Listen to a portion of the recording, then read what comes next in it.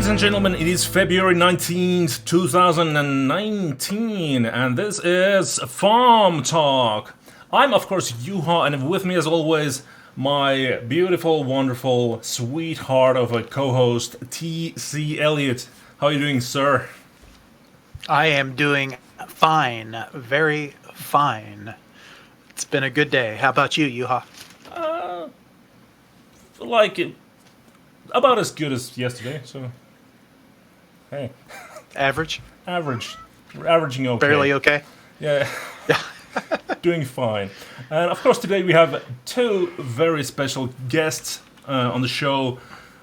Jen and Eric Distad. How are you doing, guys? Hi. Wonderful. Good, lovely. Happy to be indoors. Yes. So how's farm been going for you? Good. Busy, stressful, good, but that's pretty much typical, I think, after this long. The This usual. is your 16th year? Yes, this is year number 16, so Wow. you get used to a certain level of stress and multitasking in February. Crazy. No one would know anything about that, right? All right. Not at all.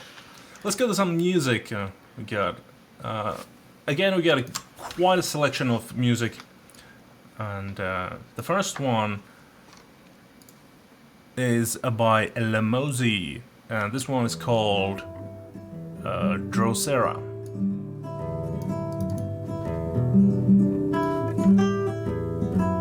I've been burned before, but the chill that's in my veins has got me wanting more. I feel it in my skin. I can taste the sweet embrace and it pulls me in.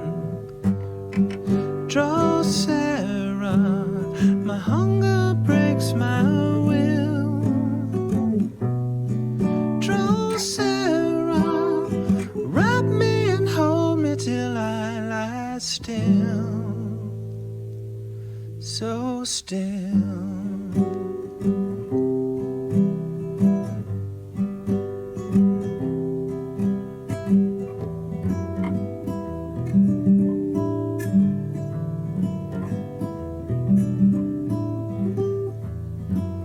Got a different name, but I know I've seen your type and you're all the same. You beckon me to you. You use a simple ruse and I'm stuck like glue. Drosera, my hunger breaks my will. Drosera, wrap me and hold me till I lie still. So still.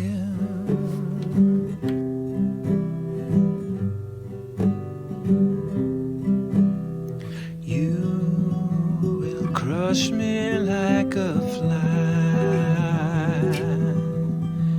but I could never pass you by. I'll meet my doom in your poison cocoon, and I'll be with your sunlight soon.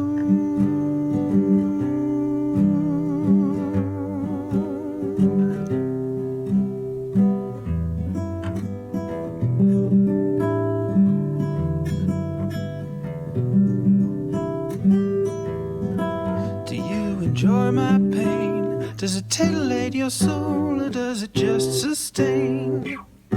Do I mean a thing to you? Will you regret me or forget me when the whole thing's through? Drosera, my hunger breaks my will. Drosera, wrap me and hold me till I lie still. So still. So still.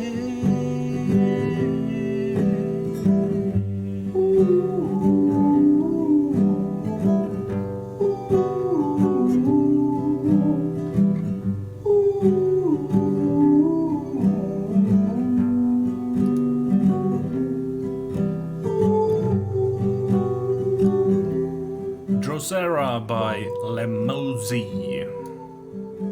A very excellent track. I really love the fact that it has an actual B part that is very different to... It changes the completely the feel of the song. Yeah. Really enjoyed that. Kind of didn't expect it, actually. It was really lovely. I mean, it was lovely before that, but it was it was unexpected in a good way. That's what I mean. Yeah. And I like that little guitar part where he's kind of using the pedal tone, the do-do-do-do-do, and as it goes up, that little bit there, kind of, and I don't know if anybody's had a chance to look at the lyric, but it's kind of you can kind of take it as a love song or a painfully love song maybe, but it's not. Were pretty either cool. of you around when David Cipriani was in FAWM? Does that name ring any bells with you?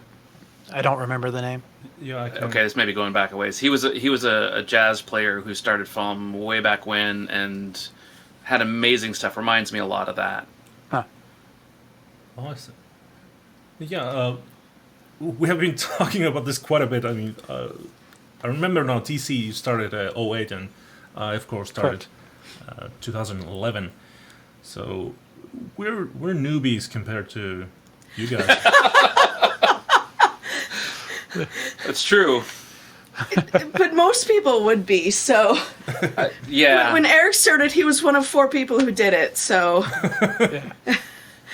Bert tried to recruit like 7, and then 3 of them dropped out like the week before we were going to start.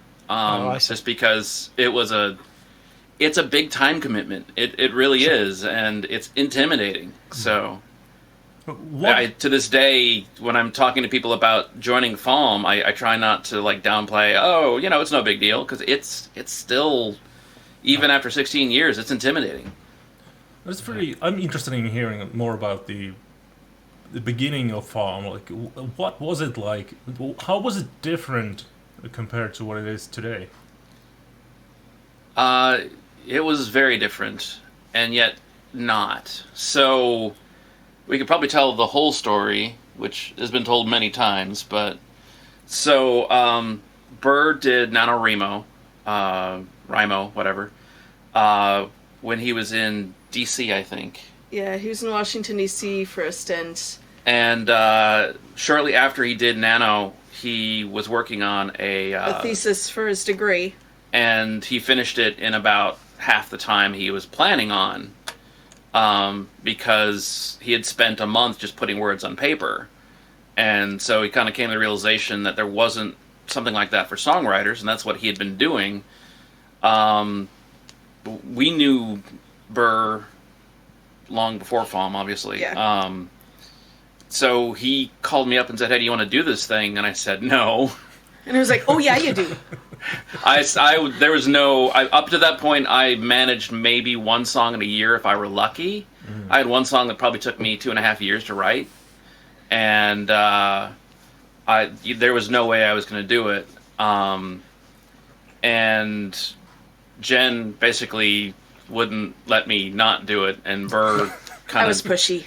got together with Jen and sort of pushed me to do it. And then there was Matt Hopper and Fireball. And Matt was working as an intern at Microsoft at the time down in Southern California. He was originally from Alaska. And Fireball was working on his degree in University of Anchorage, I believe.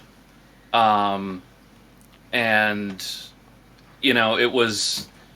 Burr spun up this blog and sent me the link and said, well, when you get stuff, just post it here. And like, okay, whatever. And I spent a week on my first song. More than a week.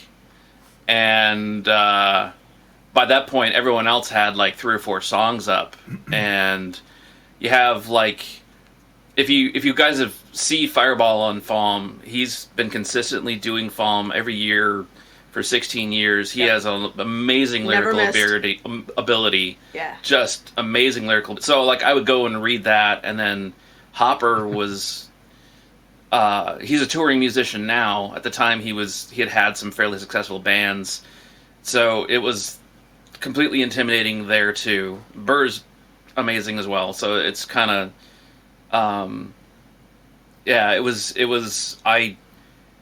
First song I ever posted to the internet was a FAWM song for that first FAWM, and I immediately got a comment from some random guy, and it wasn't a nice comment, and it shut me down. And I was like, nope, screw this, I'm done. I put a song on the internet, and this is what happens.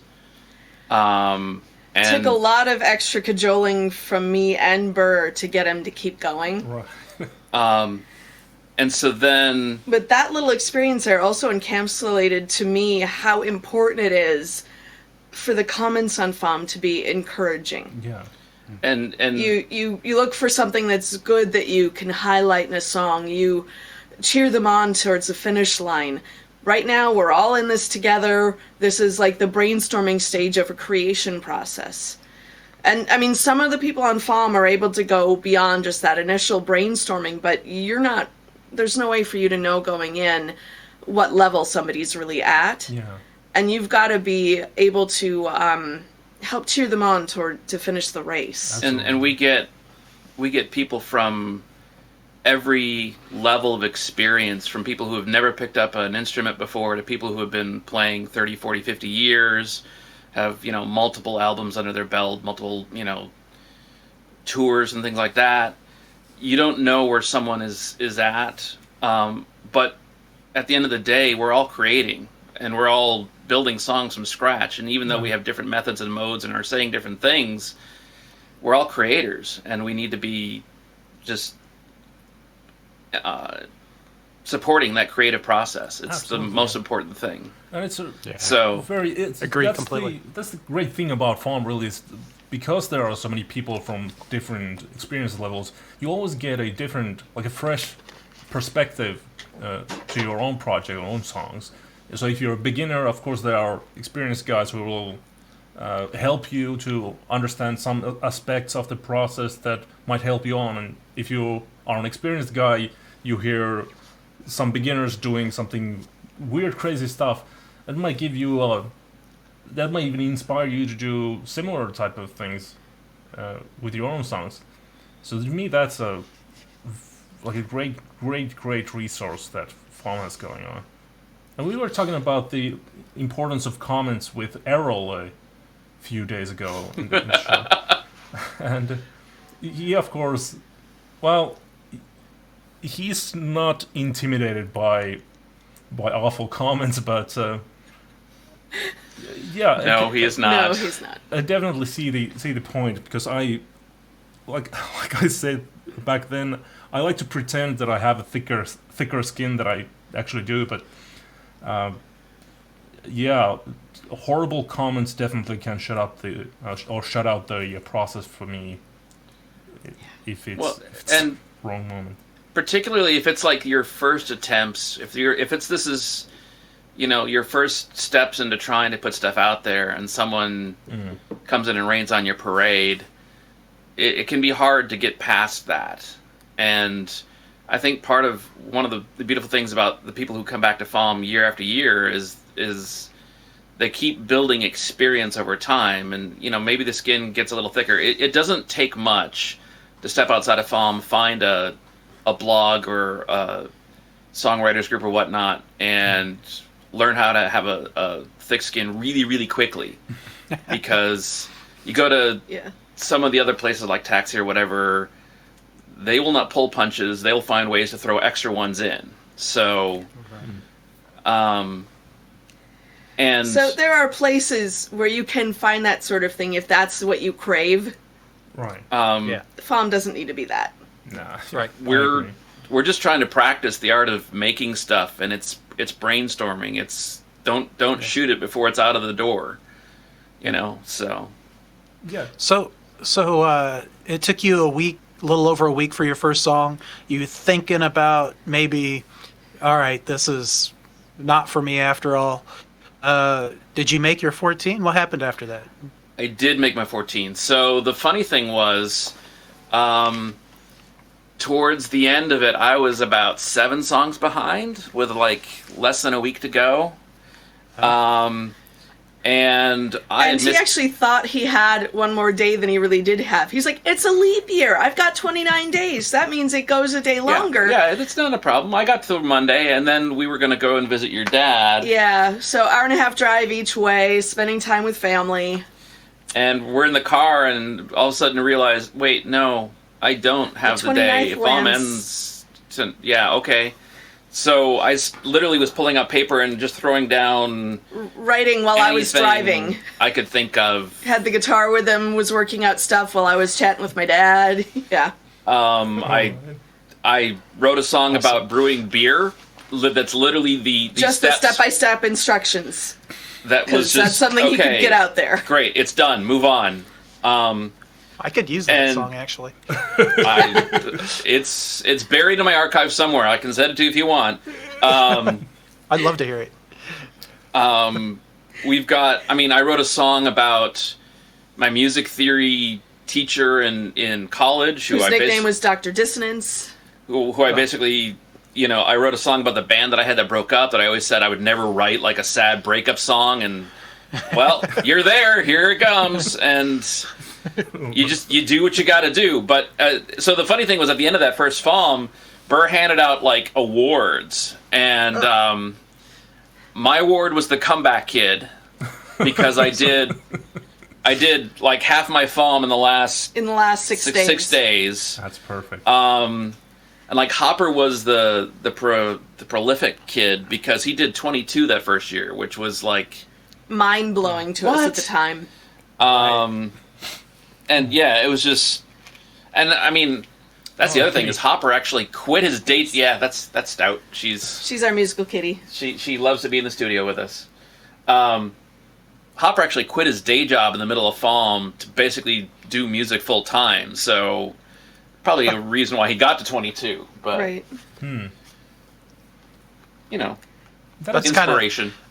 It's kind of like Helen this year, although that wasn't her only motivation, but we were chatting, and Helen's evil twin, Helen Robertson, she just actually this past week got a job. She was jobless for 2 weeks, and she was trying to make it till March before she got the next job on purpose, you know, saved up the whole...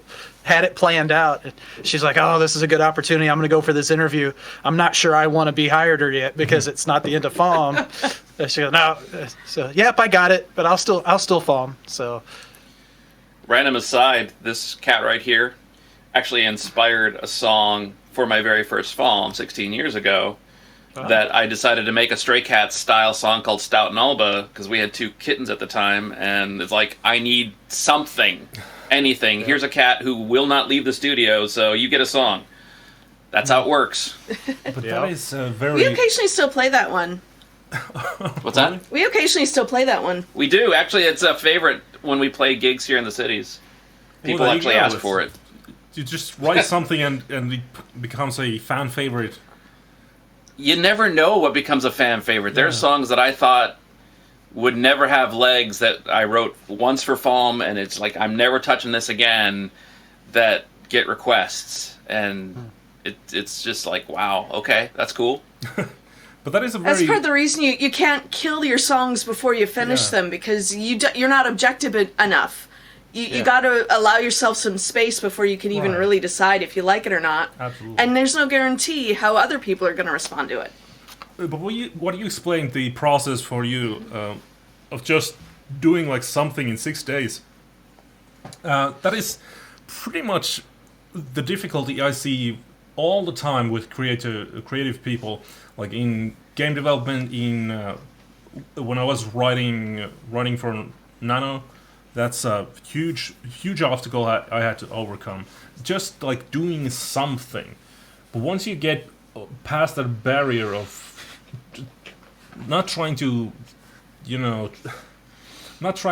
achieve the perfection, then you just start doing stuff, and after you have finished 14 songs, however bad you think they are, you have something. You can start working with that. And that's exactly. Yeah, there's no wasted effort. Even if you don't like the song in its current state, it's taught you something in the process. You've tried something. In many cases, you can probably take some of those pieces and reuse them in something later. Yeah. You have a melodic hook that comes back to you and goes, that was from that one song. Yeah, I'm going to reuse this because, that's how it works. At the very least, you know what not to do. Yeah, Right. that's also very true. This is why I don't rap. But that's what the thing that I've noticed with. Well, for an example, we were working on a game project that was just like pixel art, and there was me. I was doing graphics for the game, and there was another graphics artist who was doing graphics for the game, and I just kept pushing stuff out, no matter what it looked like. Pretty much. I mean, I thought it was okay, but I kept pushing stuff out, and he was working on one sprite for about a week because he just didn't feel it was quite right. So he had to keep changing the places of pixels, and he was. I kept telling him like it doesn't matter, just commit and start working on something else. But no, it's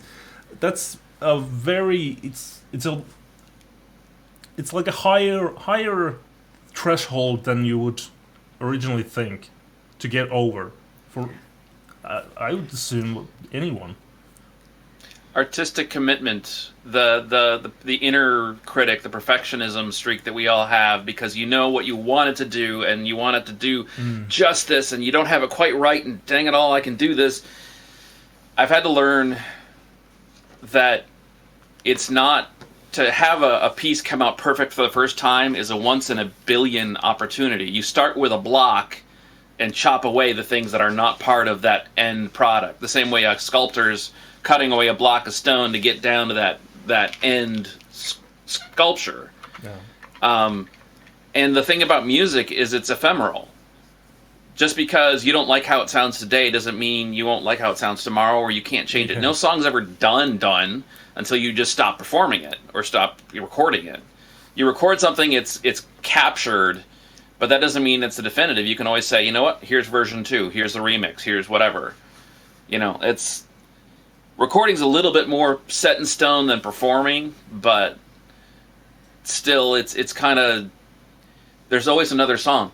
Yeah, absolutely. It's so That's, I think, why these challenges like NaNoWriMo and FAWM and 5090 and stuff like that are great, because they force you to let go of that perfectionism for at least that short period of time. Yeah. I mean, we're all creative. We have this need to create, and we wouldn't bother engaging with it if we didn't value what we're creating. So of Right. course we've got this perfectionism streak. We've got that inner critic to tell us, no, we can do better, and to push us more on it.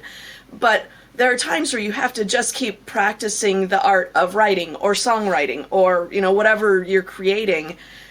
And that's what FAWM is for.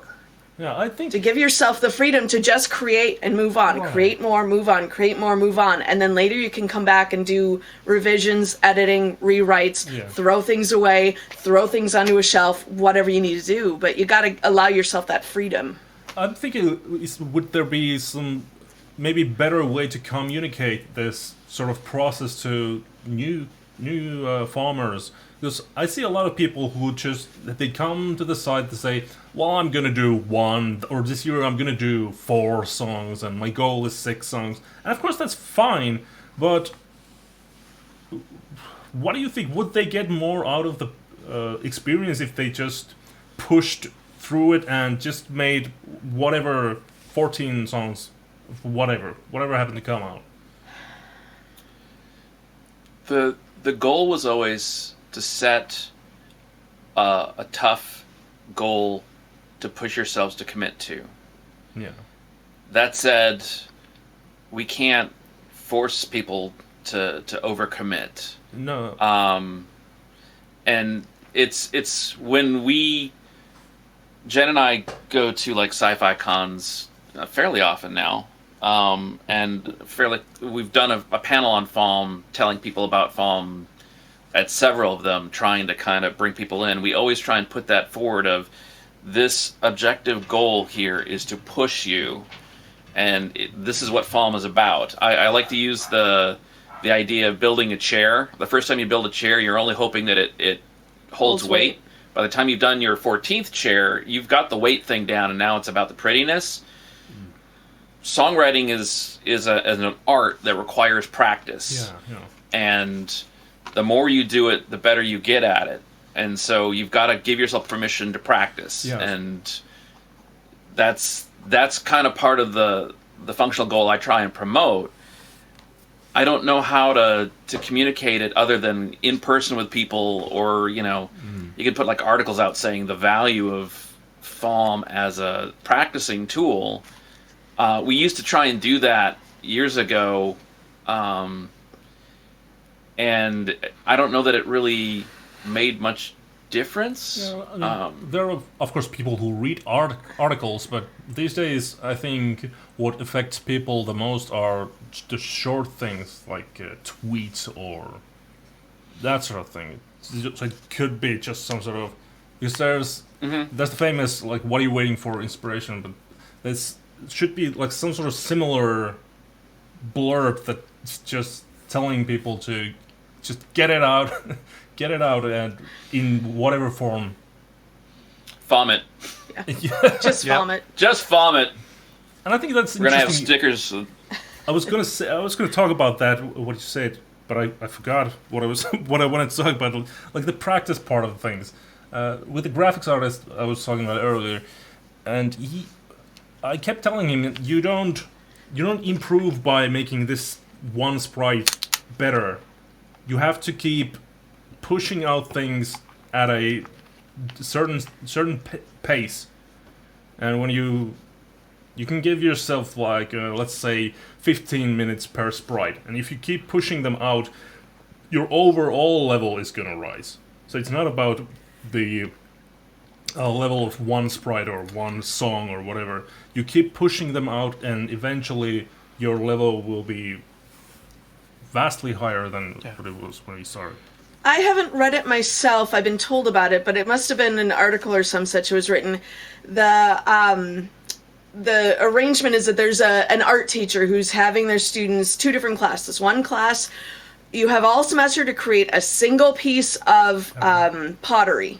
Make it as good as you can, and I grade you on the quality of that one piece. And another class that says, okay, I don't care how good or bad your stuff is, but you need to create 50 pieces a semester. And that's all I'm going to grade you on, is if you actually get the 50 done or not. You know, how many pieces you get done.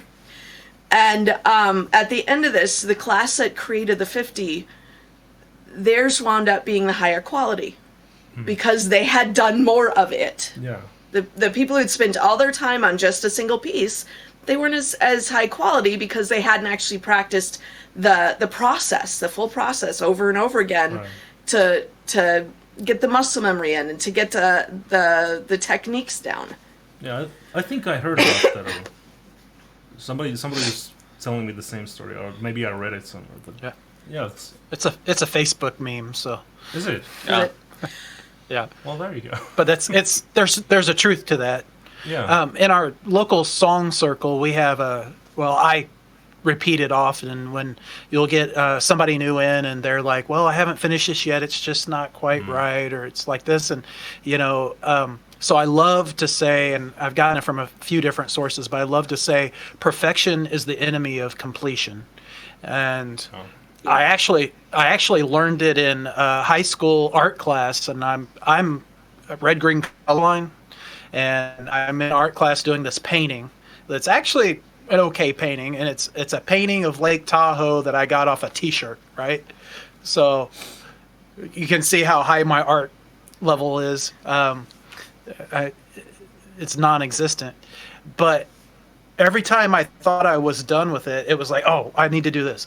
Oh, I need to do this, and it was like there was at some point you have to say, okay, it's done. And to this day, like my mom has this thing that she and loves it, of course, because it's the only painting I've ever done in my life. So, and it's okay. So, but I look at it now, and there's one little thing over. It's like, oh, it drives me crazy.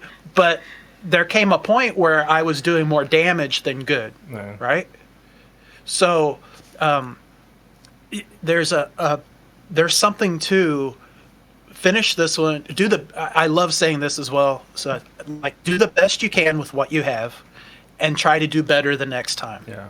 So if this song, or if this piece of art, or if this pixel art, or whatever it is you're doing isn't perfect, but it works, it's good, it's serviceable, it's, that's fine.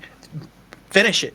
Go to the next one. Try to make it better. What did you learn from it? And I think for me, FAWM, I've improved greatly through FAWM. I've written hundreds and hundreds of songs, but it took me a long time to internalize that, make the next one better instead of just doing the same thing over and over and over again. So now I noticed there was a song I posted, and I didn't say, "Oh, this is crap, I don't like it," but I put in the liner notes that, this one I might have to come back to. This one's not quite the way I visualized it. And then I start getting these comments like, "Oh yeah, I like the song," or "There's something good about it." And that's what I love about FAWM, is they're going to take the one that you're not happy with, and they're going to tell you, "Hey, there is something of value here." So I go back the day, I just read through. I don't listen to it. I just read through it, and I was like, "Yeah, I really don't like that lyric." I read through the lyric. I'm like, "Wait a minute, that lyric's decent." That it said what I wanted to say. It's not as far off as I thought, and so that perspective, or that try to do better, is paid off for me. So the ones I'm unhappy with are such a higher level for me than they were in '08 when I started. Like, I listened to '08 and I'm cringing to today or last year. That's actually another good point, is you can go back occasionally and listen to that old stuff to kind of remind yourself, hey, look at how far I've come. Or in my case, it's That I have grown since then. In my case, it's more like, oh, I used to be so good. Well, so the funny thing is, so when I started, I ended up doing a lot of like acoustic single take stuff, because that was the only way I could get the idea out. And then as I went through with the years, I got much more fuller productions with 7 guitar parts, 3 vocal parts. And then after I've done it a few times, after I would take one of those things and want to make like a CD out of it, and then you kind of sit down and try and, all right, do I take the FAWM track and rebuild it, or do I re-record everything from scratch? Mm-hmm. Gosh, I've gotten to the point now where I go back for FAWM, and I'm back to doing live take demos, though I'm much better able to do them from a standard of, from writing to performing them live into a microphone. I think my skill level's gotten better, but it's a matter of I'm doing it to get the idea out there and crystallize it as okay, this is the starting point. I know it's a starting point. I'm not worried about the end product. I know this is just the rough demo. Now, if it's got legs and I come back to it in 6 months, now I can take it and build a full drum part and actually make a full production out of it. Because, frankly, to make a full CD level production out of something, it's a ton of work. Yeah, and if you're not going to reuse it for stuff, or you're not going to sell it or push it or whatever, what was that work for? I guess. I mean, the fellow FAWMers are going to love it, and that's awesome. But and maybe this is just me, the old fogey at 16 years of doing FAWM, that are come full circle on that. But like this year, I've done mostly live acoustic demos because I've got the song written. There's a mic, there's a guitar, let's go. It's done. I think that's the right way to do songwriting, to just push out stuff quickly. Because then you immediately know. It's almost, if you compare it to graphics or drawing or something, you always need to do sketches to see what you like. Right. So you of course you need to have some imagination to think what is the sketch going to look as a finished piece, but you have some sort of reference as to what the finished pieces might look like, and you can start thinking like, is this going to be what I want the finished piece to be? And so you're absolutely right. It's exactly right that the production to CD or Spotify level it's probably 95% of the work. Even if you do a really high quality demo, I find that I can't use any of the stuff on those demos. I can use the click track, but that's pretty much it. And then I have to start re-recording everything and producing everything. Even the recording stuff, it's well, practicing those parts can take a long time if it's like really some sort of difficult metal track or whatever. But recording stuff, practicing stuff, that's about, I'd say 40-50% of the work. And then the production, trying to get everything to sound balanced, sound good, sound beefy, and exactly the way you like it. It's a massive undertaking. It requires so much listening. It's the time just A lot of disappears. time. Yeah, you could probably, Yeah. if you write 14 songs in 1 month, the production phase is going to take the rest of the 11 months. It's Yep. a massive undertaking. Yeah. All right, how about we go to another song, so we can read some YouTube chat. This one is a track called Impatience, and it is by Saumera and Deadhead.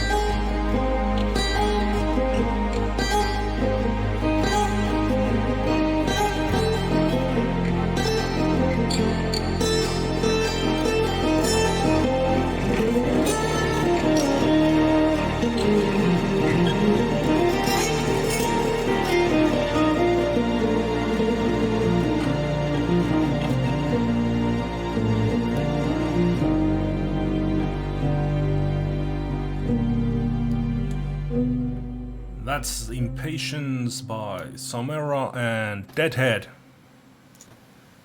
Quite the production. Very cool.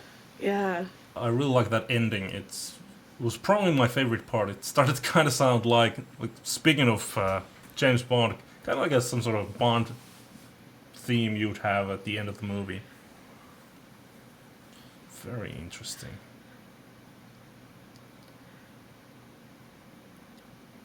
Yeah, I like the combination of the guitar with the more of the soundscape elements.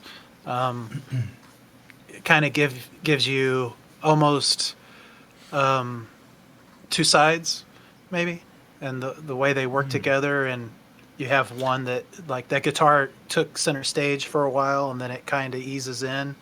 I thought it was very well done. It would be something that's something that I like. I'd have a great idea. Yeah, I want to do that, and then would never be able to make it work. It reminds me of, so the two pieces were kind of conversational in a way, and it reminds me of the kind of soundscape for, well, soundtracks, which is kind of where I had started my my whole, when I was in high school, I wanted to be a soundtrack composer. It's that kind of being able to evoke different moods where you're, A shot, B shot kind of thing. It's really very cool. And the whole thing was playing out in my mind as a soundtrack for a silent movie version of Phantom of the Opera. That works. That is interesting. I realize that's not where everyone would go with the piece, but I loved it. I thought it was great. Now I want to see a silent movie version of Phantom of the Opera. Oh, they're out there. Less talking, yeah.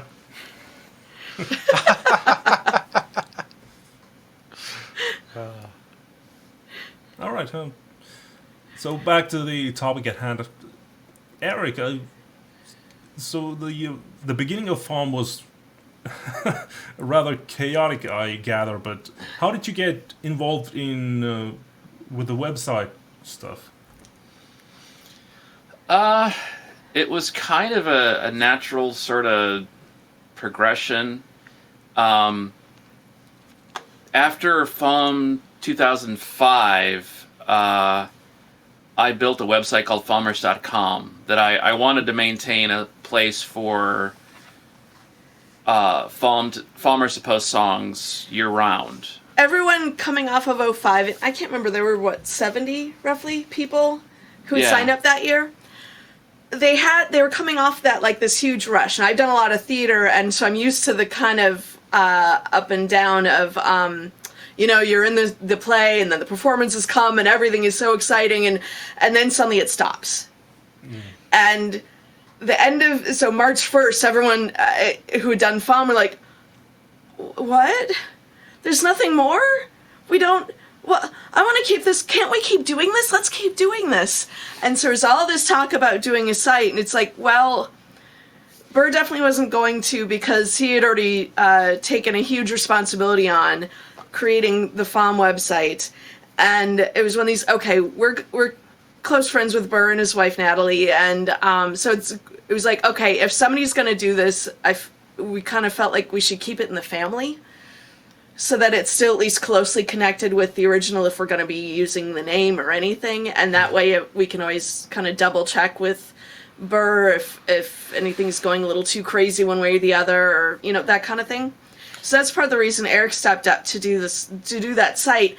But then suddenly people weren't really doing anything on it. Largely, you get that high as you're in FAWM, especially as the month is progressing and you're really getting work out there and you're really making connections with people and hearing all this great music. And then suddenly everything stops. And at first because people have lives. There's this huge crash because you were on this high and you can't maintain that all the time. And the event is done and there's this huge crash, and so everyone wants to still fill that with the stuff we've had. And then real life asserts itself, and suddenly they're dealing with work, and they're spending time with family, and they're not getting those songs written at that frenetic pace that they'd been doing during February. And so he created this site, but nothing really ever happened on it. So then you fast forward a couple of years, and Tim Villa approached us about 5090, which had originally been started As a Yahoo group. It was spawned from a Nashville Songwriters Challenge. But there's a bunch of folks on Yahoo who were doing this 50 Songs in 90 Days challenge throughout the summer. And Tim was like, we'd really love to have like a FAWM-like website for 5090. So we talked to Burr about it, and he spun it up one year, and we ran it. By that point, Jen and I were kind of basically acting as mods. Then Processing donations, and doing things like that, because we had to, pay for things. And the following year, Burr was like, I can't run it this year. If you want to run it, by all means. So I took the Falmer site and basically rebuilt it as a 5090 site. And so basically since then, Burr and I kind of worked together on stuff. We had sat down and tried to do some different like coding type things for rebuilds for the FAWM site over the years. I do all the file hosting stuff. We do all the donation stuff and all the shipping. So like if you order something from the FAWM store, it comes from storage from a room we in our have house. upstairs. We are the official FAWM warehouse. And let me say, first of all, we have a couple orders that are awaiting shipment. They're packed and ready to go. I'm very sorry it hasn't gotten out the door yet, guys. It will very soon. We've been just snowed under, literally and figuratively. We've had 24 inches of snow in the last 3 weeks. And we're supposed to get 6 to 10 a night. Yeah, I assume people are understanding in that regard. They have been so far. I always feel guilty because it's my responsibility, No, it's so cool for you people to do this work for the whole community. It's absolutely wonderful that you are processing all the donations and sending stuff out to people who are kind enough to donate and also enjoy the merchandise. Manually putting the rock hands on. Yeah. We do everything manual at this point. We've toyed with trying to find a way to automate it, but it takes time to do all that coding, and the people who would do the coding are exceptionally busy with work and real life, and maybe actually want to write some songs, and so there's only so many hours in the day. But it's it also is kind of nice to be able to have that personal touch, because we do appreciate everybody who donates. It's amazing to us to see how things have grown, and it's I don't think any of us envisioned. I take a personal joy in processing FAWMD Rockefeller donations. Oh, that's the best. Oh my gosh. That is the best day when we get FAWMD Rockefeller donations. Y'all know what those are, right? Yeah. Yeah, that makes us happy. Oh, we can explain it. Yeah, we can explain it for all the listeners, though. So if you go to the donation page on the FAWM site, usually on the left-hand side of the web page, there's a little bitty tiny thing that says donation. You click on that. It can take you to a merch page, or one of the things is the Rockefeller. FAWMD Rockefeller, yeah. FAWMD, yeah. So FAWMD Rockefeller, yeah. So you can go in there and you can pay however much you want and actually give somebody else their rock hands. So it's at least $10. You can put if there's a spot for their name, you can process that, and then within a day or so, sometimes two, if your guys are at another SciCon and doing all that stuff, they get their rock hands, and it's completely. Yeah. No, it's complete. No, don't be sorry. It's awesome. And then so they just get. Do you give them a note that just says somebody has? Yeah, I send them an email that says, you may have noticed a change to your profile. You have the rock hand now. It's not a mistake. Someone has anonymously donated on your behalf because, well, you rock. Sweet. So. Yeah, it was. I don't even remember where the idea came from, but it's one of those things that was like a unanimous. That's awesome. Let's do this. Yeah. Yeah. I vaguely remember a discussion about that, but I think we didn't hear about it until after it was kind of implemented, or maybe it was. I can't remember if it was at FAWMtalk up in Madison or something like that. But I remember a conversation about how cool that was or would be, or if it was coming, or maybe I know that there was some. I think it actually started because somebody wanted to do that. They wanted to, a different farmer didn't have any spare funds, but gosh, I want to give them the rock hands. They should have the rock hands too. And so they put the money in, and since everything's handled manually anyway, they just included a note saying this is for so-and-so. And then somebody wound up naming it FAWMD Rockingfeller, and now it's one of the options in the donation page. So do you have a rough estimate about how many? Is it still going on through FAWM? Is it a handful? Is it more than that? Just roughly year to year? The Rockingfeller donations? Yeah, I'd say maybe a couple dozen, maybe 25, something like that. It's gotten more over the years, actually. Yeah. So we're up to we've it's grown. Like this year, we've had more than we had last year for sure. But yeah, it's very cool. And I mean, I want to be clear. Part of the reason we do this is because of what FAWM did for me 16 years ago and continues to do for me and for us. But also, it's just because y'all rock. Yeah. And it's just we love y'all. Everyone in FAWM is a fantastic person, and you are awesome, and everyone I've been in contact with on FAWM, they're all awesome people. It's just the best place. Yeah, and like Jen was talking about earlier, where there's lots of places on the internet that you can get critiques, or you can put your stuff out there, and you'll get somebody's honest opinion, and that can be rude, or like you were saying, they can. Like I've been participating in Song Fight since '09, and it's actually a lot better now than it was. But that one time, I mean, they would just tear you apart, like just for the joy of tearing you apart, it seemed like. But there's a place for that. FAWM's not it.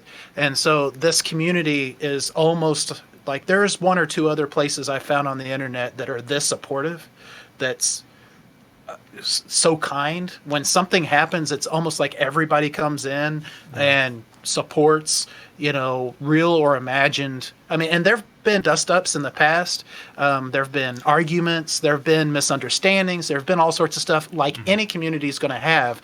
But this is still one of the rare, it's the unicorn of online participation, and I say that because it's so, and I've said this every year since I've been there, and it continues to be, like knock on wood, don't jinx it, but it continues to be a place where I honestly think the creativity is the most important part, and it's something that you both have been talking about through this show, is saying the most important thing is to be creative. And if my critique or my comment of your song causes you not to be creative, no matter how well-meaning it is, no matter how right it was wrong to say or do it, because that's what we're here for, is to be creative. And I think the more that we share that idea, that we're encouraging people to be creative, that puts you in the right mindset to comment, to help somebody, to, if somebody needs somebody to help them with a demo, that you take the time out of what you're doing to help them and create that relationship that's going to pay off dividends in the future. And all this stuff is just organic. It's not somebody up here saying you have to be nice. It's the community. And that's the most amazing point, I think, of the whole site. Yeah, the points that as mods that scare me the most are when people come into FAWM and don't understand. And the only time I've ever seen the FAWMers get truly angry is when people come in and misunderstand how the community works and start offending people left and right, not necessarily intentionally, but by trying to treat FAWM like any other place, and start giving out scores on comments and things give like the that. song a 4 out of 10. And then you've got everybody in FAWM is very protective of that nurturing environment that we've built, and that's the only time I've ever seen FAWMers get angry. Rise up in mass against irate. Yeah. And that's like, as a moderator, okay, that's a bad day. Like, that's what do you do? Right. Yeah. Right. Well, That the whole it's still in the chat, and it's something that we go. But shit's weak dog was like. Oh, But the thing about that was it ended up being one of the best things that year because the entire community was saying it to each other as a way of saying, rock on. It turned it into a positive that, and it 3 words. Like, how could this happen? And it was just I forget who wrote it. I forget what song it was on. I read it. I was part of it. I have no idea, but it will always be part of FAWM for me because it ended up being so awesome. The people were the farmers were able to take something that was hurtful and turn it into something that they could use as fodder for music and as ways of encouraging each other on and kind of poking light of the heavy moments. It was beautiful. That's the FAWM that I know. Yeah. That's why that's one of the many reasons I love the FAWM community, and we'll continue working as hard as we can to make it as good as we possibly can. that is fantastic. Well, we greatly appreciate all the moderators. I honestly think that the 2 of you are probably the most hands-on that we see, even though we don't see it, if that makes sense, because a lot of people don't realize who does the donation processing. A lot of people don't realize who's helping with some of the behind-the-scenes stuff. But it doesn't take long if you're paying attention to realize that the 2 of you are elbow deep in every single year. And I love Nancy to death. I love Helen to death, and of course Burr and all the moderators that have helped in the past. But it's amazing how much I guess I appreciate it because I see how much you guys have been doing year after year after year, and how much you try to stay out of. Like, it's not about me, it's about the community, and you try to stay out of that. Like it's hands off, it's invisible, do it, get it done, make it a good place. And it's just, I love that aspect of it. It's absolutely wonderful. So I know in the chat room, we talk about it on a fairly regular basis, that we do appreciate everything that all the moderators and everybody that puts the site together, everything that they do is appreciated. I'm not sure that you are comfortable hearing me say this, but it is appreciated. So. Thank you very much.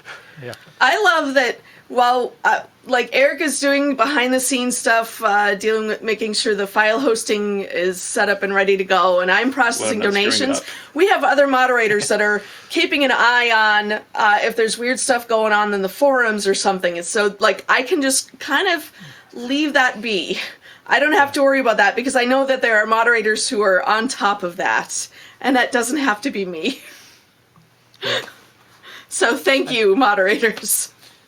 I could see now that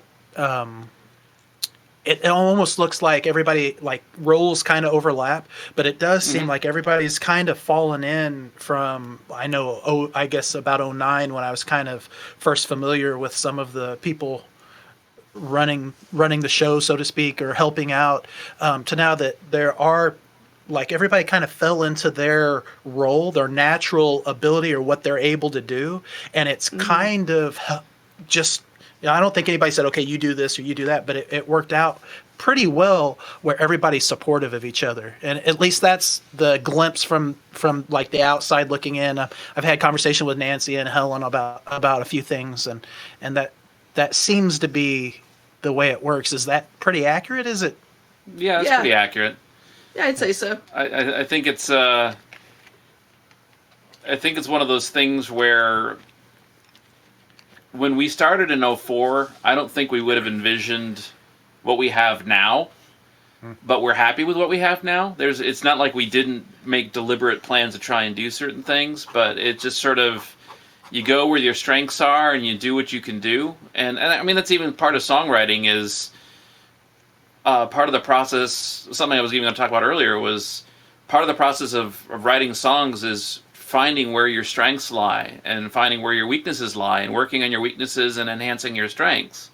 And that's an iterative process. And so it's kind of, as we've done stuff with FAWM administration and different things. We've learned where we can pick up the slack for each other and handle things.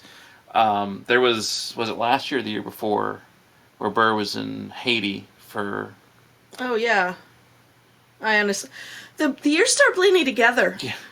It was a couple of years ago where Burr was feeling confident enough he got the site set up and got stuff handed off to me and was basically like, all right, if something emergency and happens, the mods and if something emergency level happens, I mean, you can get a hold of me, but I'm volunteering with this group in Haiti, and so you got this, and if there's anything that needs to be addressed at the top level, I'll deal with it when I get back. And we basically were able to, the machine was well built enough at that point that we were able to just kind of cruise on through and save up the stuff that Burr needed to deal with when he got back and handle the stuff that needed to be handled before then. And just, I don't recommend he do that all the time. No, but I'm much happier when he's around and able to deal with some things, but, yeah, it's just we all kind of just fell into what we do best, I guess. I remember became that, good at. Yeah, I remember that year it wasn't a warning so much, but it was like, okay, so if there's a problem, just have a little bit of patience. It's one of those, like, head off some complaints in the future, which you have to do. Yeah. And then and having a sense of worry, not because I thought there were going to be things wrong or whatever, but because I know that, oh no, the safety net in a way is gone. It's like, right. It's like what, it's not normal. So hoping nothing goes wrong and being prepared for that time when it does. And it was like from my standpoint, just all I have to do is write and post songs, right? So it was smooth it was like no different than any other year. It was awesome. It was great. And by the time, Burr was back, it was like, I forgot all about him being gone because I'm neck deep in, trying to get 14 songs recorded and posted to the site. But it's cool. I know meeting you guys and Burr and everybody at I think it was 2012 FAWMtalk in Madison, and all the other FAWMers that were there. Peter came in from everybody from Toronto that was there. Meeting John Crossman, making me perform in front of people, which is still just nerve-wracking. I mean, that experience and meeting you guys and all those people, I can't express how much that means to me now. Like, at the time, it was cool, but it wasn't until the next year when I wasn't meeting you guys that I realized how much I appreciated that and how it was. I mean, everybody that was there was so supportive, and it was so much fun, and it was crazy. And if you can take an oddball like me and stick me in the middle of a bunch of people and still be creative, that was a pretty good thing. So, but that was a really cool film. All the FAWMtalks have been really cool. That's probably one of my only regrets, is that we haven't kept up with them as much as we would like. So basically, you regret that you haven't made it to every FAWMtalk. Yeah, pretty much. Yeah. That's fair. I can see that. All right, how about some more music? I was wondering, sure thing. Are you guys in a hurry, or do you want to go We're good. another 20 We're minutes good. or something? All right. Yeah, absolutely. So here's a cool, very interesting tune I wanted to get to. This one is called the Incantation of the Tempestari. Very strange names. And it's by Heliosonoros. I'm sorry. I kind of butchered that, but here we go. Incantation of the Tempestari.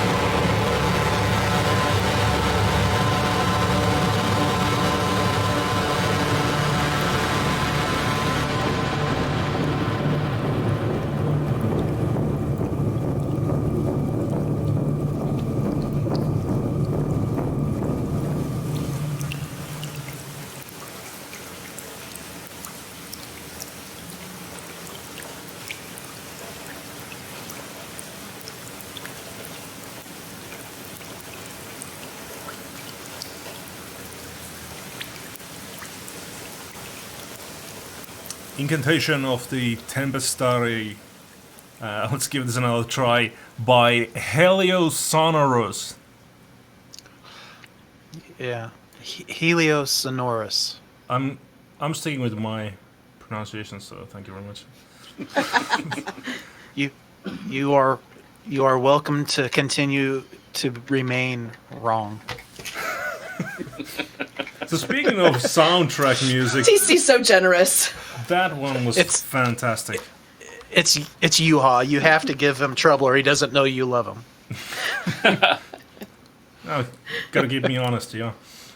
But that one reminded me a lot of Mick Gordon's music, who did the soundtrack for the new Doom video games. Mm-hmm. Very heavy-hitting stuff, and he utilizes these giant guitar sounds. And also, I watched a video of him making the Doom soundtrack, and he was describing some sort of Soviet synthesizers that he couldn't read, he couldn't understand what they did, but he just liked the weird, really, really industrial sounds that they made. So That's the best way to discover an instrument. Just start making sound out of it and see what you can come up with. Absolutely, I concur. But yeah, that was amazing. So TC, you picked that one. There's a great contrast in this piece because there's that industrial sound contrasted with the thunderstorm and the rain and a very natural sound. Yeah. Sounds out of nature. There's a great absolutely. contrast there. I think Doom has that a lot of that too. There are a lot of very atmospheric sounds and a lot of reverb, and it creates this massive sound of space. But also then you get rooted by like in this track there were distorted guitars at the middle of that. And when you play distorted guitar or pretty much anything, and you just leave all the effects out of it, no reverb, nothing. It's just dry as bone, and it just roots you. It like brings your focus all in the middle, and then you can start building up the atmosphere again. That was an incredible journey. Gotta listen to the rest of the stuff. Yeah, I have listened to several of their tracks, and I liked them. It's definitely, in my mind, it's aimed for dramatic scenes to go along with a scene either in a movie or in a, I think they're very much molded into that vein to where you get some sense of emotion or something that you're supporting it. So, and I was listening to him, I was like, oh, this one's good. Oh, this one's good. But, I want to, if I was going to play one, which one I play? And when I played this particular track, immediately I was like, oh, I like this. And then as it went through, so I like everything I heard, but there's something about this track, and I couldn't tell you what it is, that I was like, oh, obviously, this is the one I like the most. I want to share this with as many people as possible. It definitely, to me, it has a great balance, a great mood, a good arc to it. It's one of those things where I guess this year I've been drawn to some music that there's no way that I could even conceive on how to put that together. And this is one of those tracks where you all can tell me, oh, this is grounded this and this and that. It doesn't do me any good. It's like, okay, yeah, sounds great. It just sounds good to me. I have no idea. And that's good enough.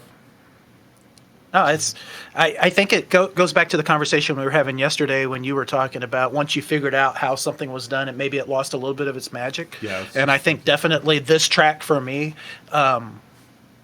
it part of the magic, or I could definitely see how some of the wonder for me, how much I liked that one was because, I'd be lost if in production trying to do that. And I can hear the elements, I can tell you what's going on, but I couldn't do that. And I don't want to even try to do that. That's so far out of my wheelhouse. But see, that's what FAWM is for.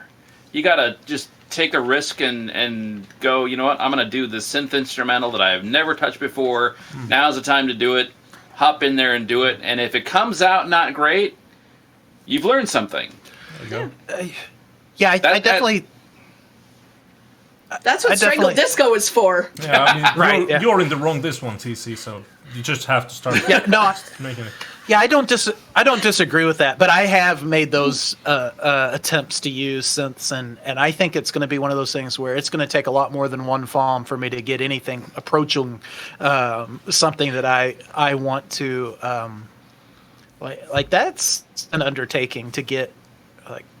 Yeah, I mean, I see what you're saying, and I've done experiments, and I've put things on FAWM that it's like, yeah, what was I thinking? It's an experiment, this, that, and the other, and I'm proud of that. I'm not trying to take it back. No, but I know what you mean. I started with the same thing way back in probably 2012 or one of those years. I started doing these more electronic stuff, and I had never done anything like that before. And I hated all the tracks that I made. But nowadays, I got more experience, so I can. Few of the songs that I make are actually kind of cool. yeah, and that's the good argument for like what they were saying is, I should actually be doing that, even if it's just one per FAWM. It's like I should force myself out of my comfort zone into something that I've already tried. I've failed miserably. I'm like, okay, I had my shot. No, keep trying, keep doing it, keep pushing it. Because the cool thing about it is, like on this track, like I couldn't do this track. I could try to do something, but what I can do is take elements of this track and it might not sound anything like it, but put that in maybe a production that I'm doing. So what can I take from that track, that arrangement, that whole idea, and then take to a folk rock song? How can I? And it's not necessarily sound. It's not necessarily using the synthesizer. It might be production ideas, or it might be how do I evoke a similar emotion, or how can I be that dramatic, using a guitar or relatively few instruments, or how can I try to incorporate some synth beds or something into a folk rock song and try to get that to work. And you can take elements from disparate places and try to do something that works for you. Yeah. On the other hand, there is like Filk, but has anyone ever done purely synthesizer folk music? That's a good question. That is a very good question. My gut says probably, because every time I turn around and I think, hey, I've got this great idea, and no one's ever done it, and then you find that 6 people have actually already done that exact same thing at some point. Some of them in the 1800s. Yeah. I would be surprised if there isn't something that was classified as folk that was synth based. I gotta believe that somebody's done it. I've heard so many things over the years that I just went But to be fair, I don't think either of us have heard it. So no, I have not, but that doesn't mean it's not been done. right. One of the things I wanted to ask, because you have been in the game for so long, you talked earlier about people when the farm closes to an end and people are still feeling like they want to be part of something and they have the energy rush and adrenaline from the songwriting. Has there ever been any talk about what could be done to fill the gap months, or is there some sort of activity people that could keep part of the community together until 5090 or next year? Well, so when the site that I built back in 2005, 2006 was an attempt, but I don't think the timing was right. But beyond that, there's a couple things about FAWM that make it unique, and one of them is that it is exactly 1 month long, and people can put their life aside to work on songwriting for a month, and then, all right, I've got a day job. I've got, my wife hasn't seen me for 4 weeks, or, I have responsibilities to such and such. So there's kind of a weird sort of mixture. You have some folks who are all in and are willing to just keep going through into March, and others who are like, March 1st comes and they're gone. Yeah. So it's sort of like, how do you find that kind of happy medium? We've talked about other ways of kind of supporting that, but all our attempts, and none of them have been like major hard attempts, I'm going to say, but the website that we tried to run and things like that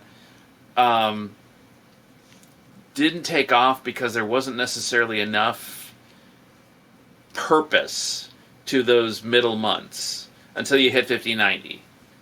And part of the thing that keeps people coming back is a defined purpose. Like, so, I mean, we tossed around the idea of doing like weekly songwriting challenge type things and so forth. And I think there's some people who've done that with some of the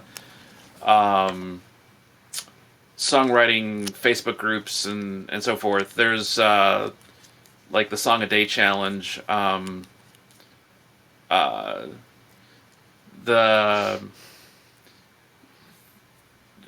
Isn't there? I don't want to say there's a couple other. TC, do you know if there was? I thought there was one that was out for a while that was a kind of a song a week challenge or a. Yeah, there's a couple of them. There's the daily prompt. I remember that. A couple of people, I think Sean Brown started it, and now Metalfoot and Acoustic Maddie are kind of running the song skirmish, the weekly song skirmish. Right, okay. There's a Facebook group, and I think the website's still going. I haven't been on the website for a long time. And then there's Stephen Wesley Giles, or as we lovingly know him as Applehead. Applehead. Definitely, yeah. And he's given me permission to continue to call him Applehead, so he will always be Applehead to me. He and Patty Boss from the taxi community started a Facebook group called the GYAWS group, which is Get Your Ass Writing Songs. And I wasn't around the first couple of months for that, but I've been helping out with that or participating in that for the last couple of years. And that's a weekly prompt. It runs for 10 weeks and then you get a week off. And the idea, the cool thing about that one is if you don't participate, they kick you out.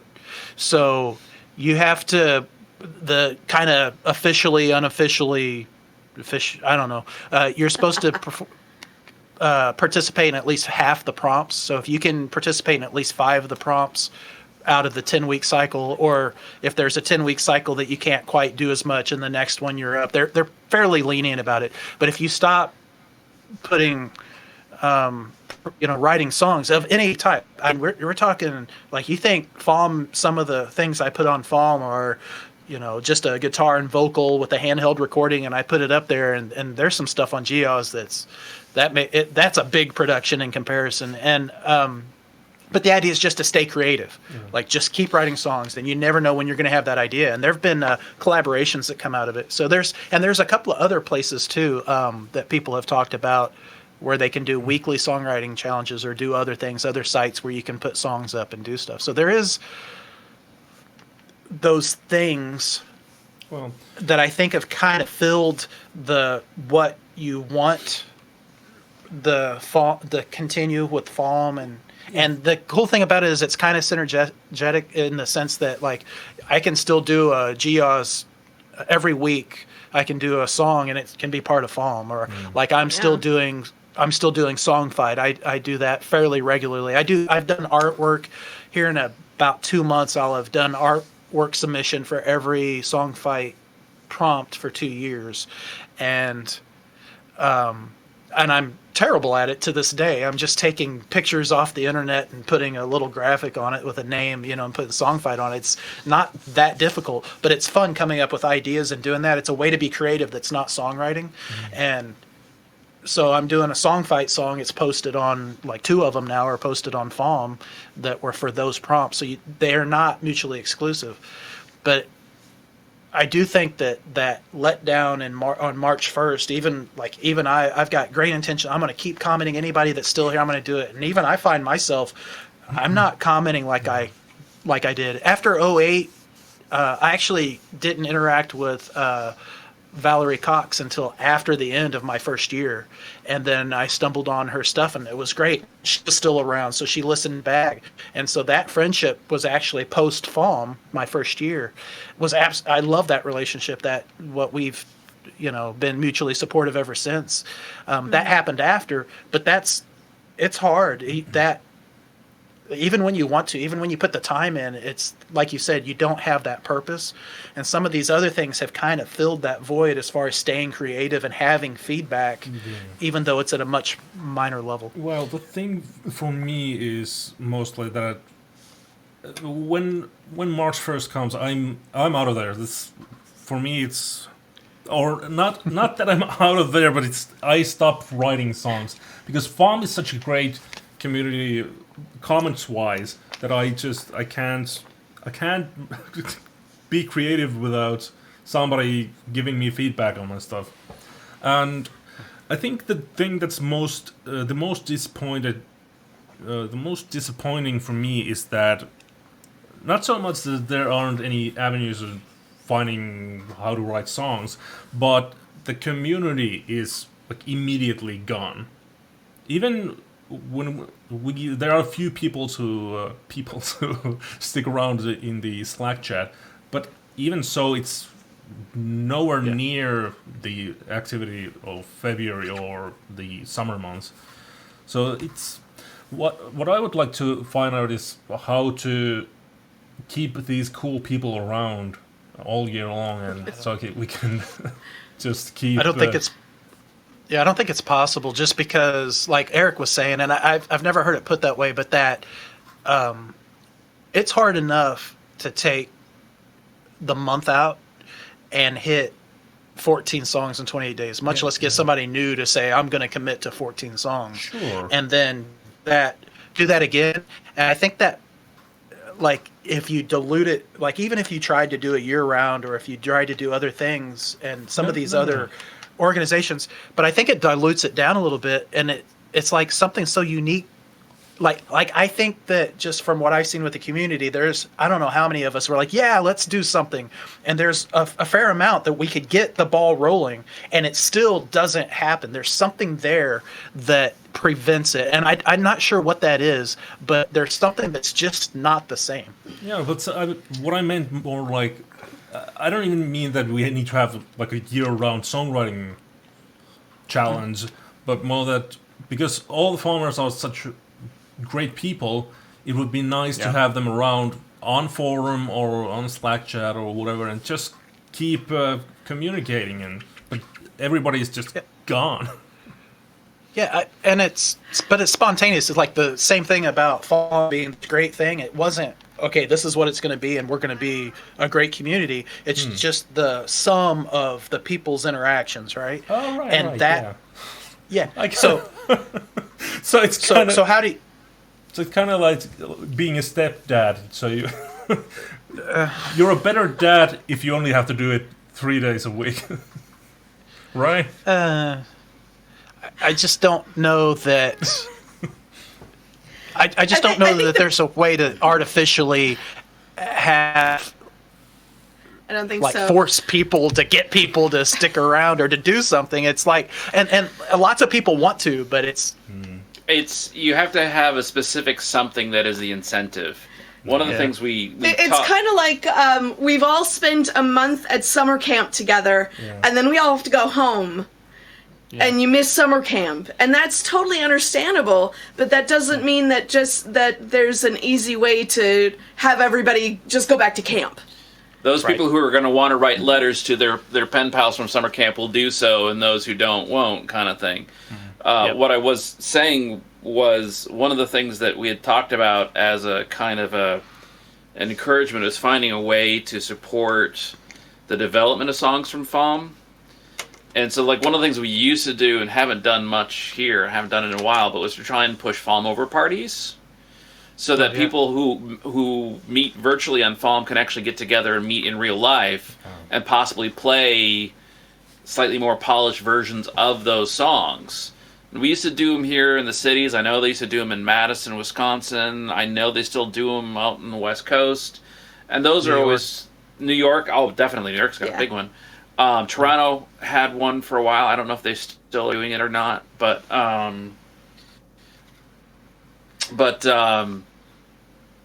those sort of things were always kind of a way of taking and making a smaller subset. And I can't remember if it was last year or the year before we at least resurrected a FAWM get-together. I finally got to meet a few more of the farmers in the area that we hadn't yet. And yeah. That's always such a treat for me, actually getting to meet people in person that we've known online so long. The other things were, we were talking about FAWMtalk, and FAWMtalk is kind of like getting a gang back together for this shared experience, but now you're in real space, actually able to faces with names, shake hands, hang out and actually play stuff together in the same room. That's pretty awesome. It's such a shame that there are people like me and even in the United States who just live in the middle of nowhere and have no way to commute to those places. So. And we got to go to one in London once. Well, you did. I got sick. That was Many 2006. And that was amazing. And that was meeting Hoops and Helen and Tim Villa and just a whole bunch of people. Burr and I took a train from Cambridge because he was studying at Cambridge at the time. And we, I think, hit 2 different open mics in a row and basically took over the open mics because it's like, here's 20 people who all have like 14 songs they can play. Right. That's awesome. But those are amazing, and those take that kind of FAWM experience and kind of ratchet it up. And so it's kind of like, I wish there were ways we could find ways to facilitate more FAWM meetups and or FAWM showcases and or FAWM over parties easily, because I think that just makes things that much better. Yeah. At least if nothing else, you have that memory of that interaction of meeting people in person. It's a different experience. And definitely, I think there are a lot more people who participate NaNoWriMo here in Oulu, where I live. It's not a big city, this little Finnish town, but even if there are, I don't know how many, probably 100 people in Oulu who participate in NaNoWriMo, we had meetups and only about 3 or 4 people showed up to those. So with FAWM, I don't think there are as many people as that participating in FAWM in here, and so it's just... And then you have the geographical dispersion, and we have on average 2,000 to 3,000 participants in FAWM every year, and like the biggest FAWM stock we ever had, I think, was like 32 people. Oh yeah, and it's just, and part of that is just logistics and distance. For us, we had to fly into Pittsburgh and rent a car and drive up to Emlenton, or we drove 7 hours from Minneapolis to Madison for the one that we met TC at. You have to have that kind of dedication to do that sort of thing for it. I think the one that was in Madison, Burr actually flew in at the last minute because he wasn't sure he was going to be able to make it, and then he managed to wangle it like the day before. But it's just kind of to me, that's like the only way I can think of to kind of extend that community a little bit, is to have a specific something that people can pivot towards. And apart from 5090, which is its own kind of unique animal, that's really about the only sort of thing, is like either a physical meetup, or even I talked about at one point doing like a virtual meetup where we were going to do like a virtual open mic somehow.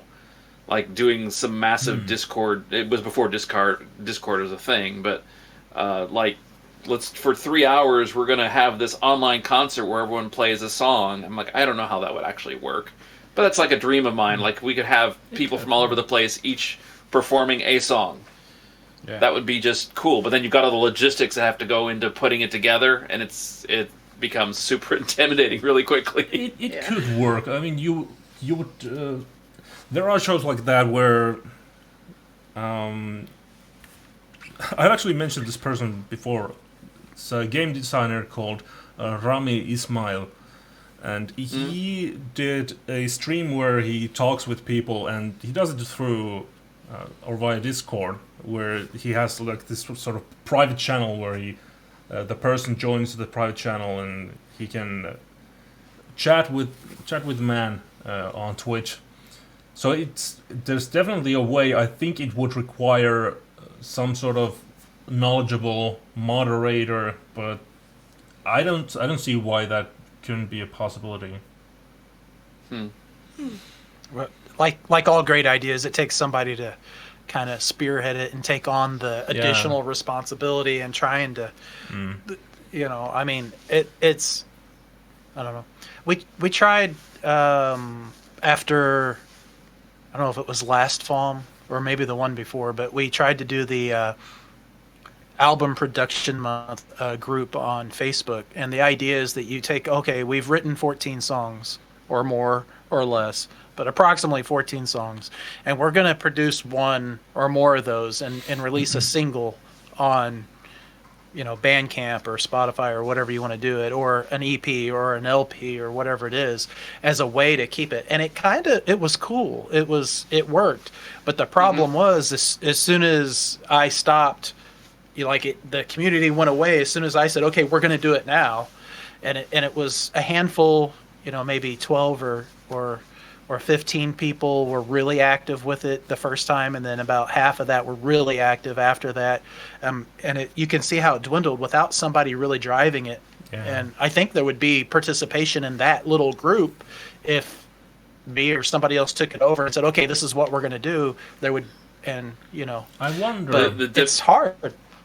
Yeah, the difficulty too is you're now changing the premise where it's not people being creative together, but now we're talking about refining, where we really have to get down to the hard criticism that we don't necessarily do during FAWM and start tearing things apart and looking at how they work, and it becomes a little bit more fraught to try and put a lot of people into it. Yeah, it was kind of cool that it wasn't like people would ask, what do you think about this? And then they would get the question, but it really was kind of a support group. It was like, okay, can somebody sing on this track, or can somebody do that? It was really just a motivating group of like, okay, this is what I'm doing, or this is the artwork I'm doing, or it was really for as few, and it was a very small number of people comparatively, but for having people get together, it really was FAWM-like in the sense that it was people coming together, helping each other out, and being supportive. But it's hard, and it's not the same thing, but I like that to me would be the ultimate, is to say, all right, I've been participating for 12 years.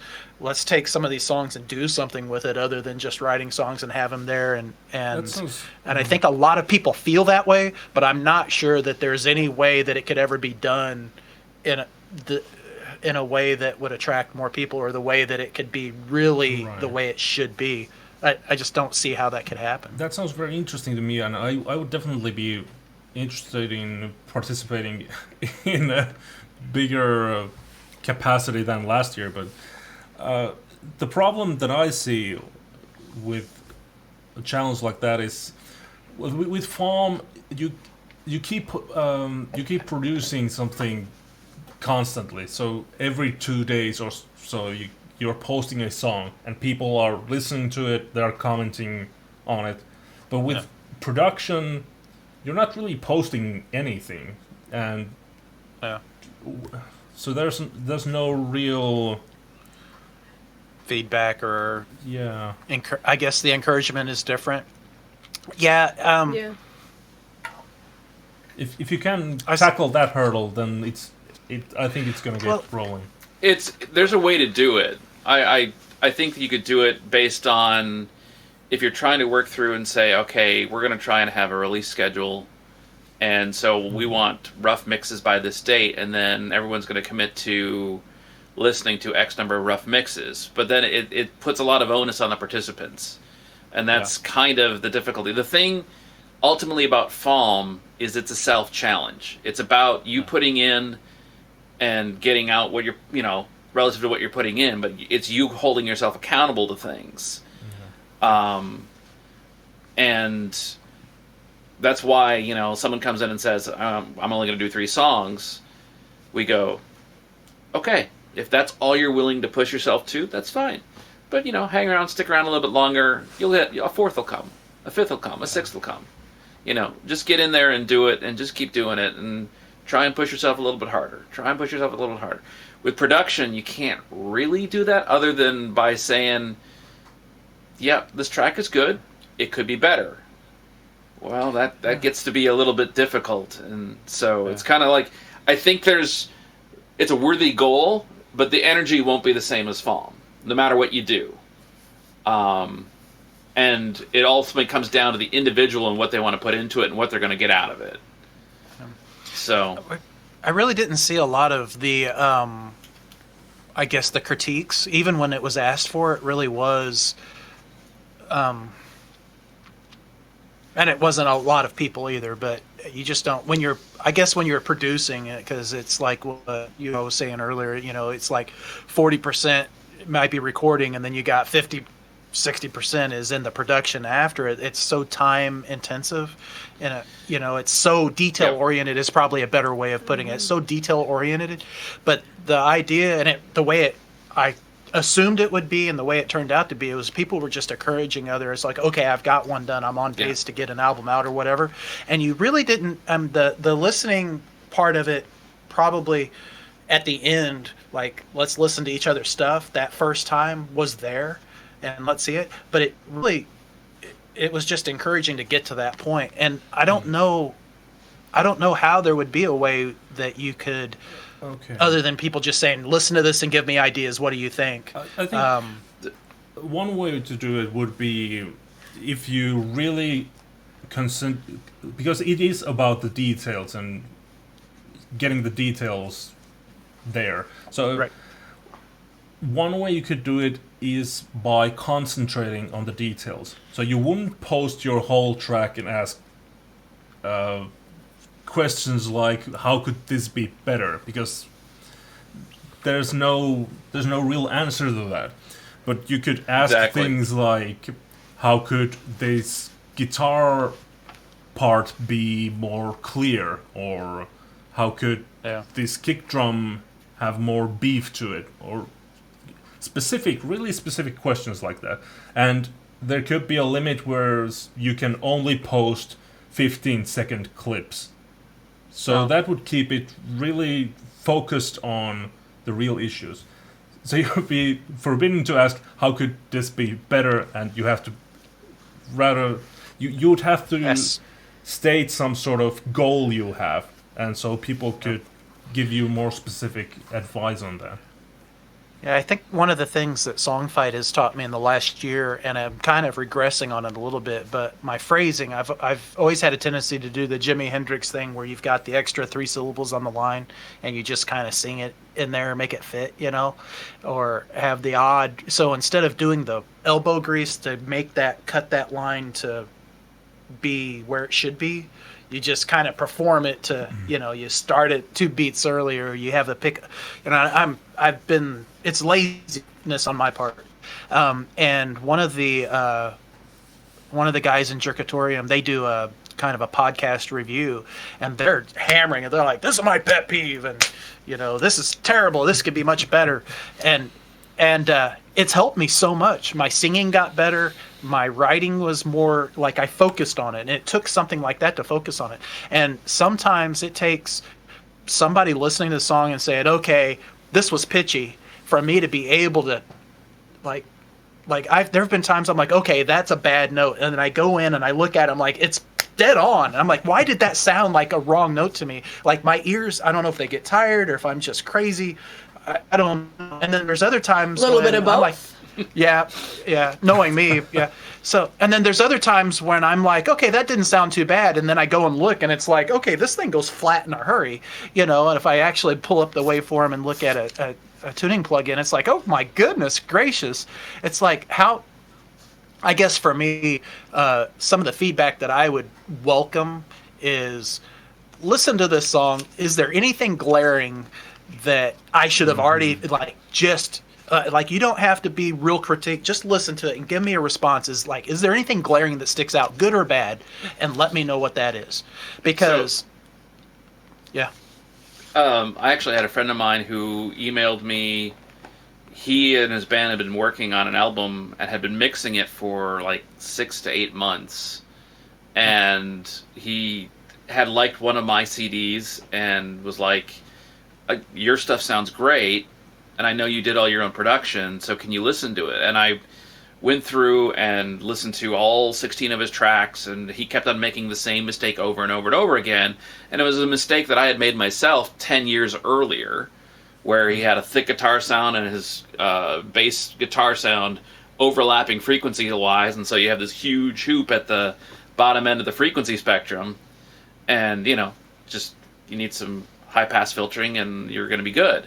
But it's one of those things where that level of specific kind of question is the only really way you can give good advice. And it took me an hour to write the email back to him because I wanted to try and find the right way to say, you've got this problem that's very technically specific without offending him. Yeah. Because music is so connected to us and so subjective.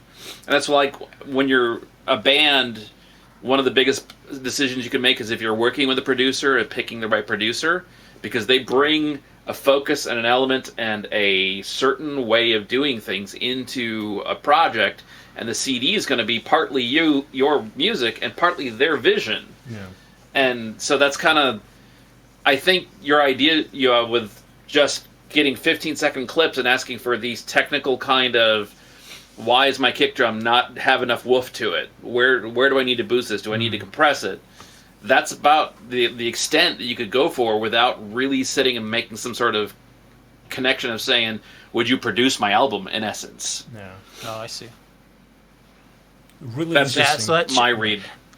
Yeah, and it shows how difficult something like that, like, the undertaking would be huge on trying to figure out how do you, because it goes from FAWM where you give them, okay, this is the goal, now everybody come have fun, and you just kind of deal with problems as they arise, to going, okay, this is the structure, and you're trying to make it but I think it's work for everybody. How different and how difficult that could be.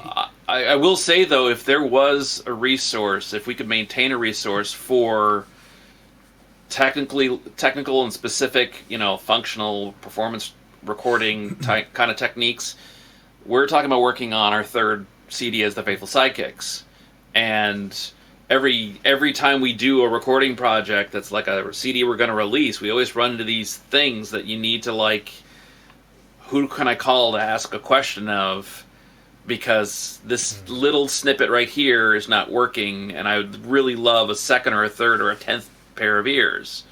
And that's where I want to reach out to the community and say, hey, who wants to come help? Because that's like, and I will happily help in return times 100. Yeah. And that's one of those things I think there would be a lot of people willing to do that, and there are people willing to do that, but the problem is if you wait until March 1st to ask that question, which is when you need to ask the question, you've got done writing, right. So now we're going to be going into this stuff, like, nobody's going to see your question, nobody's going to, and it really has to be the first week of FAWM. You have to put it up and say, look, we're going to get some people together that are willing to do this. I need emails. I need contacts. We're going to put it together. Everybody can ask. And if you can't do it, fine. But you're going to get this email come March or June or November. Don't be surprised. Are you willing to do it? And I think that would actually. There have been people that it's like, oh yeah, I'll play on this, that, and the other. And they might be busy the second week of May when you need it. But if you give them enough time, they will come and help you when You just got to realize that schedules are funky, but that people, I mean, I've had so many offers, I'll do this, and I never take them up until it's like, okay, I've got 2 days to get this done. Who am I going to call? Oh, this guy said 3 months ago that they'd be more than happy to help. So I'm sure they're going to put their entire life on hold so they can do this one little thing on a song that they forgot about even talking about. So there's a little bit of preparation that I think is required. That's right. But I Schedules do are think funky. I do think there are a lot of people willing to help, like ears. Yeah, absolutely. After 5090, Peter Arvidsson offered to mix a couple of albums for people on I think it was Facebook that he asked, and there were people after and I know he did at least one and got it done, and I was like, oh, you would have had to tell me this 6 months ago so I could get something close enough to send you. Like there's no way you can say at the end of 59, just send me stuff and I'm going to do that. I couldn't do that, but I thought that was absolutely wonderful. And he and I did a song in 5090. And I sent him a lyric. I loved my lyric, and he ripped it to shreds and put it back together. And and I told him to like that's not a problem. It's not wrong. And then he sends me this track, and I'm like, oh, this is great. And then he's like, okay, I've got another mix. This will be the last one. And he did that 7 times, and like cutting out structure and editing out and putting it back in. And I'm like, how can this dude be for the same song, and like he's doing 50 songs, how can you do that 7 versions with the repeated hook cut completely out? It's not in the song anymore in a version. And like, oh my goodness gracious, the level of detail that he went in, it's like I don't have that focus. I can't do that. My this is good enough is way lower than it needs to be to have a high level of production values.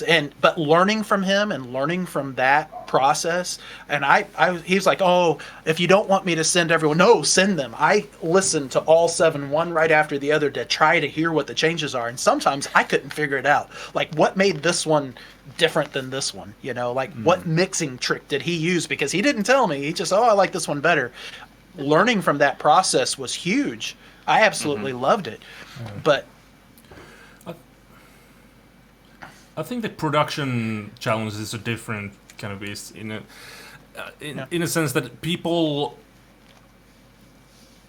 who are willing to participate in something like that know the value of good advice. In songwriting, of course, there are techniques and advice people can give, but to me, at least, for the longest time, I just did whatever I felt like, and I wasn't worried about songwriting techniques per se. But with production, it's more of a science, I think. I mean, it's you can do things in multiple ways and have your own take on things, but typically, if people want to produce a very specific sound that's like Spotify radio or whatever, then there's a method to getting to that point, and other people can help you with that. And I think if there was a way where you just get people to commit to helping each other out, I think there's something there, like just because people, there's definitely value to that sort of advice. Definitely. Well, that's a insanely useful resource if it could be organized to. There is a Facebook group called Mix Me that kind of sprung out of the GEOS group, or the taxi people that did that, because they're submitting songs to taxi listings and queues to TV and sync and stuff, and so it's a place. It's kind of died off, and anybody can go to. You don't have to be part of GEOS or Taxi or whatever. And the idea was like, okay, here's a song, here's a specific question, or here's a general question, and something like that.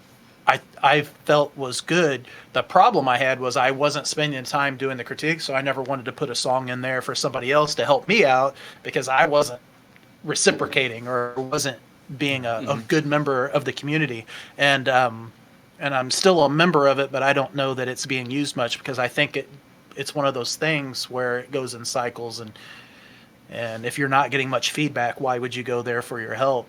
Something like that is insanely useful, but also very difficult to maintain year round, or to have it. I guess to have it when you need it. Yeah.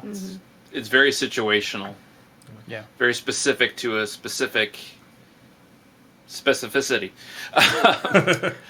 Whoa, deep. Very deep, yeah, I know. This is a really interesting topic. We could be talking about this forever and ever. Indeed, we could.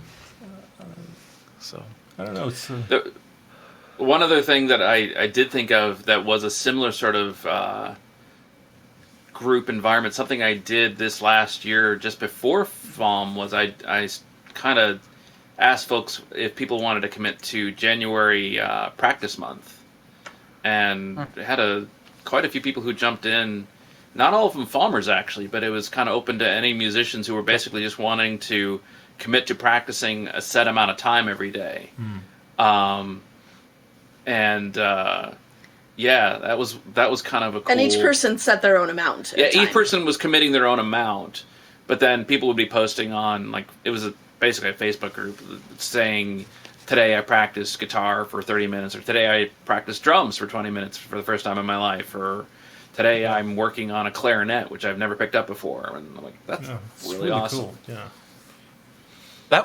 I actually participated in that, and I practiced drums. I did die off that last week a little bit. I was getting the practice time in, but like the first weekend, it was 2 hours one day, and and I was honest when I went into it. I was like, I think I can do 10 minutes. I'm gonna say 15 or 20, but that's pushing it. And then after the first week, I'm like, okay, I averaged an hour a day, no problem. And by the end, I was like, okay, I'm counting this as practice because I'm trying to make 15 minutes to be able to do it. It was hard.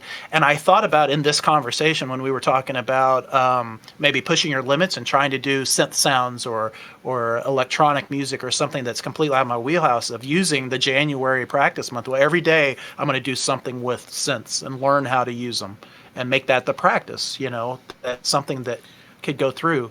And that January practice was, I drummed more that month than I have in the last 2 years since I bought a $65 Craigslist drum set that it's the most fun thing I've ever done in my life is drumming, and I'm the worst that's ever been, and I still love it. It's absolutely wonderful.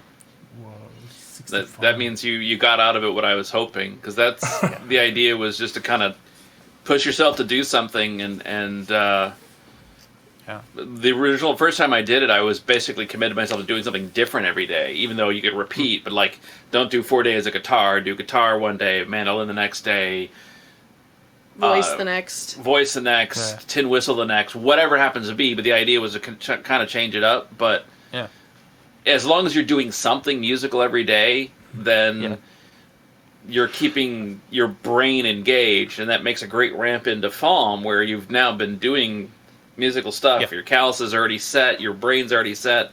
February 1st hits, and all you have to do is just let the creativity go wild, and away you go. Yeah, the first year he did that, he did 38 songs that FAWM. Oh. I'm the pump, did you? Yeah. Well, the thing I liked about it was that the idea was to improve every day, and it wasn't. It wasn't. I kind of harken it back when I first picked up the guitar, where you could go 3 months and felt like you didn't improve at all, and then all of a sudden 1 week you're like, oh wow, I've made all this improvement. So it wasn't every day you had to see results, but every day you put the time in, and you just put the time in, and it could be very small goals or it could be very good goals. So I actually in December, before I went in there, I actually learned a song on guitar. It's the first time I've purposely tried to learn a song on guitar since back like a lot of years in the cover band days, other than just friends coming over and showing me something or trying to learn something that way. But I actually learned a song, and it was awesome. It was great. I forgot what feeling you could have of actually learning something, being able to play something and have that sense of accomplishment. I picked a song that actually sounded harder than it was, which is a key. So, it sounds more impressive than it is, but it taught me something. So. Very cool. It's great. Yeah. Awesome. So I loved the challenge, and I loved that you had so many members of the Filt community that was involved with it, because that's completely out of my wheelhouse, and I was getting exposed to other people, even if it was just through practice and saying, oh, okay, yeah. And the network was huge. It was pretty cool. Yeah. Yeah. Yeah, it was cool, and it was really good getting people who are musicians or want to be more musician like, and they took on the practice to give themselves that challenge. And part of my hope was to kind of like, okay, now you've taken on this challenge. Hey, I've got another challenge for you. Here's a songwriting challenge, and it all comes back to FAWM, Yeah. Do you think that was successful of herding the cats in towards the? I think a few extra people picked up FAWM. I know there's a few other people that we've met at conventions that have taken on FAWM and have jumped in, and it's been good. It's been cool. It's really gratifying actually when you see. I think probably one of the most gratifying things for me is seeing someone come into FAWM and get it and like jump in with both feet and really make a bunch of music and really create a lot. For me, some of the real treats are people who come into FAWM and they may not have any background in music or songwriting. They don't have an instrument, but they just want to try this. And then they keep coming back each year. And now, guess what? They play guitar. And now, guess what? They're really singing out and projecting. And now, guess what? Yeah. They're crafting really solid songs and performing them well. And they started from zero, from absolute zero. And just to see how much growth, just from being willing to take the risk. Yeah. It's fantastic. There's been several FAWMers that I've been aware of that have started as just they wanted to be commoners, or they're coming in from it from a non-musical standpoint. So Pop Mythology comes to mind, where he was like, "Oh yeah, this is wonderful," and it's like, "Well, you got to write a lyric." "Oh, I can't do that." Boom, here's these good lyrics, and then Yam, I forget what Yam's number is, but he 55, does I think. Yeah, it could be. He calls it crap Pella, where he's just, and it's like he went from just listening to, a recorder, and he just stream of consciousness on some things. He's done MIDI things, which he'd never done music before. He'd done this, and he started as a commenter, and now he's a participant, and I like that's huge. And there was Travis, I think his name is Langsworth. I'm sorry, Travis, if you're watching this. But he started the Spin Tunes contest as a non-musician. But he was like, oh, I love listening to new music and I love this idea, so I'm going to go and do this. And he about a year ago, he retired from doing that. And so somebody else, David Lee, took over that. But he actually has written one or two, I know 2 lyrics so far about Minecraft, because that's something he likes. And he talked to me on Facebook and sent me a message, and he was like, I've only got 2, and they could be better. I was like, dude, you've got 2 lyrics that you wouldn't have had if you hadn't been in FAWM. Like, how cool is that?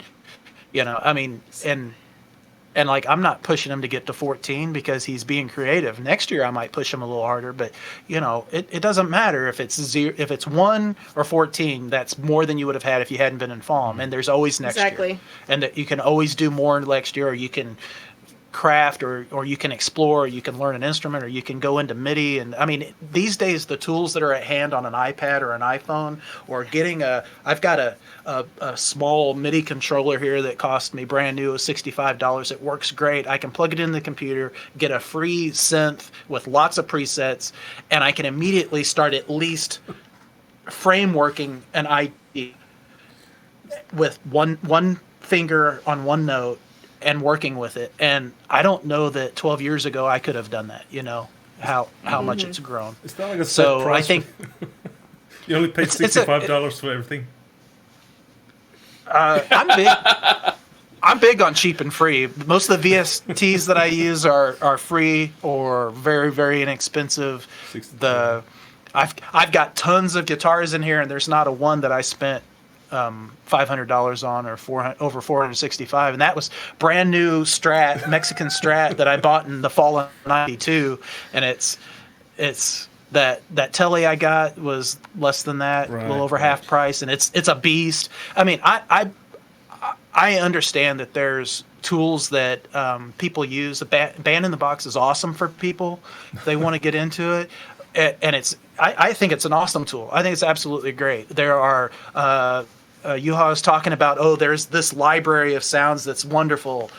That and that's awesome, and I think there's a place for that. And for me, I'm thinking, okay, what can I do with as cheaply as possible to get into it? And then when I get there, I've spent money on software as well, but what can you do with these free things to get you going? And then once you learn it, see what you need. So you don't have to be heavily invested in an instrument or into software to get started.